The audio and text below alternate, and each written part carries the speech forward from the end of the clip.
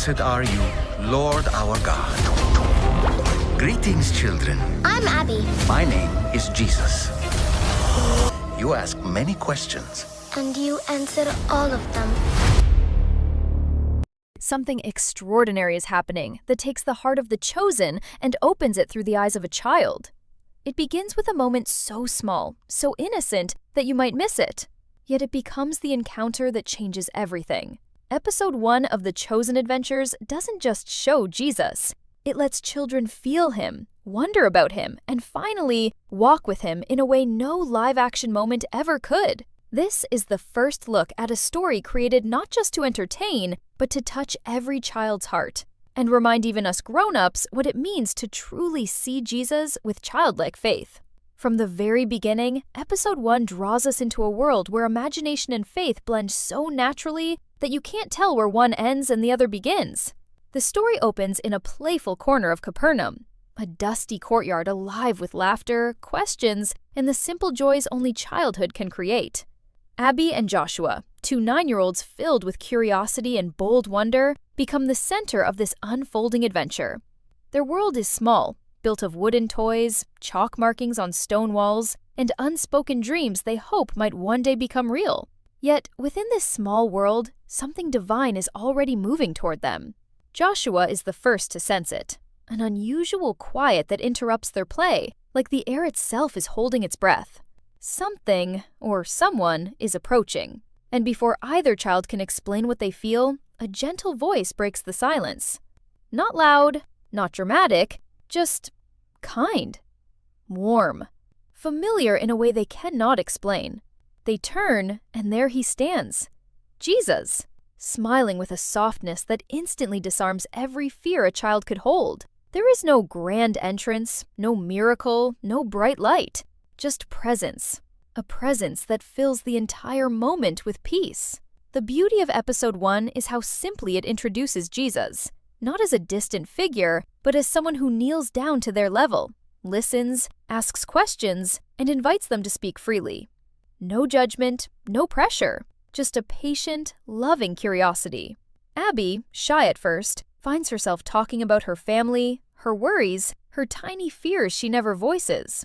Joshua, bolder but unsure, asks the kind of impossible questions only children dare ask. Questions about why things are unfair, why some people struggle, why God seems silent at times. And Jesus answers, not with complicated teachings, but with stories that spark imagination. Stories where divine truth hides inside the simplest metaphors. But it's not just conversation that makes this first encounter unforgettable. As the episode progresses, hints of something deeper begin to surface. Tiny details that suggest Jesus has known these children long before they ever met him. The way he understands their hearts without being told. The way he notices their smallest habits. The dreams they've kept hidden. The fears they pretend don't exist.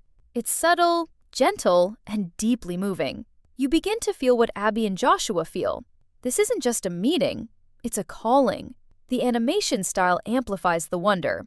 Colors warmer than sunlight, movements soft and full of personality.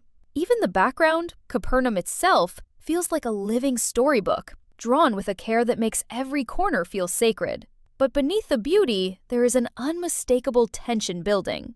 Jesus is preparing the children for something bigger than a simple afternoon conversation. His words are tender, but layered with meaning.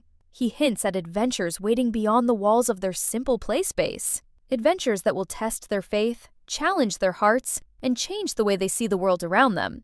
And just when you think the moment has settled, something unexpected happens. A flicker of uncertainty, a shift in the tone, almost too subtle to notice. The children sense it, Jesus senses it, and viewers feel it too. This first meeting is not the end. It's the beginning of something greater. Something that will stretch from their childhood curiosity into a story intertwined with his ministry, his miracles, and his message. Episode 1 ends its first act with a promise, spoken without words, that this encounter will shape everything that follows. As Episode 1 moves deeper into its heart, something begins to shift around Abby and Joshua. Something they don't fully understand yet, but something the audience can feel building, like a quiet drumbeat beneath the warmth of the moment.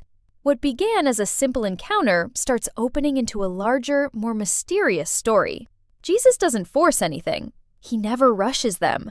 But with every word he speaks, every question he gently returns to them, it becomes clear. These two children are being invited into a world far bigger than the one they've always known. It starts with a question from Joshua, innocent but pointed. He asks Jesus why adults always seem worried, why they carry burdens on their faces even when they try to hide them. It's a question only a child could ask with such honesty. Jesus smiles, not dismissing, not simplifying, and he responds with a story about a lamp hidden under a basket, about light meant to be shared, not kept. He tells them that grown-ups forget, sometimes, what children know naturally, that faith doesn't begin with answers. It begins with trust. His voice is calm, but the weight of his words sinks deep, drawing both kids into a silence they can't escape from. Abby, who had been listening quietly, is suddenly stirred by something unspoken.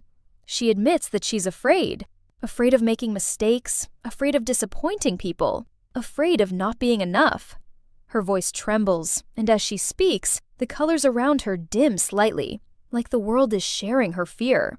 But Jesus steps closer, gently placing a hand near her shoulder, not touching, but comforting in a way that feels almost more powerful. He tells her that God sees her exactly as she is, with every worry, every flaw, every hope tucked beneath her shy exterior. And he tells her that courage isn't the absence of fear, it's choosing to walk forward even when fear tries to hold you back. It is in this moment that the tone of the episode deepens. Jesus begins to speak not only to their questions, but to their hearts. He tells them about the world beyond their homes, about people searching for healing, for hope, for love. He describes the lost, the lonely, the ones forgotten at the edges of society. And as he speaks, the animation gently shifts into soft illustrations, brief glimpses of the stories these children will one day witness themselves. A fisherman staring hopelessly into empty nets, a woman clutching a jar, desperate for mercy, a man unable to walk, longing for someone to notice him. These glimpses appear like whispers of the ministry to come, woven into the children's imagination without overwhelming them. Joshua leans in, sensing something bigger. He asks if they will ever see these things themselves. Jesus doesn't say yes. He doesn't say no. He simply tells them that those who are willing to see will see, and those who are willing to follow will find themselves exactly where they need to be. The ambiguity is intentional, an invitation rather than an instruction. And in that uncertainty, you can feel the first spark of their future journey take root.